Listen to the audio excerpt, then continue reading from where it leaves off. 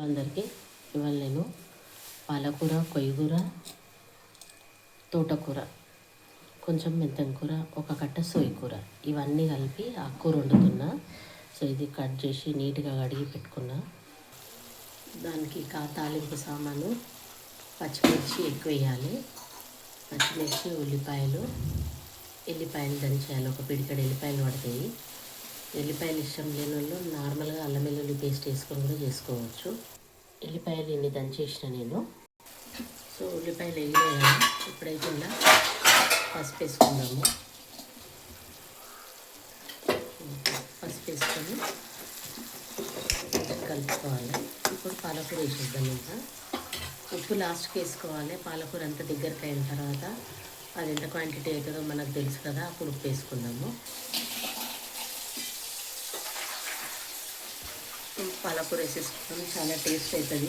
ఈ 3 కూరలు, పాలకూర, సోయకూర, మెంతం కూర, తోటకూర. పాలకూర ఎక్కువ క్వాంటిటీ ఉండాలి, తోటకూర తక్కువ, సోయకూర తక్కువ ఉండాలి.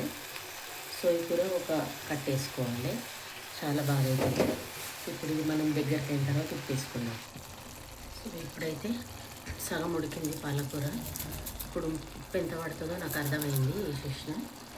ఇప్పుడు సిమ్ మీద పెట్టాలి. ఈ కూర మొత్తం అయ్యేంత వరకు సిమ్ మీదనే పెట్టాలి. దీనికి వాటర్ గిట్ల ఏం అవసరం పడాయి.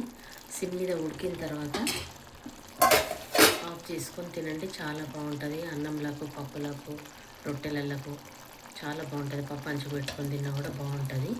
సో ఇది ఉడికిన తర్వాత చూద్దాం మరి. సో ఇప్పుడు చూద్దాం పాలకూర అయిందా కాలేదా. సో పాలకూర అయితే రెడీ అయింది. వాటర్ డ్రై అయింది. మేమైతే దీనికైతే రసం చేసుకుంటున్నాము, ఎందుకంటే కొంచెం అన్నంలకు రసం ఉంటే బాగుంటుంది మా పిల్లలకు. నేనైతే డ్రై తింటా. సో మీ అందరికీ ట్రై చేయండి. నచ్చితే లైక్, షేర్, సబ్స్క్రైబ్ చేయండి. ఏమైనా సజెషన్స్ ఉంటే కామెంట్ బాక్స్లో కామెంట్ పెట్టండి.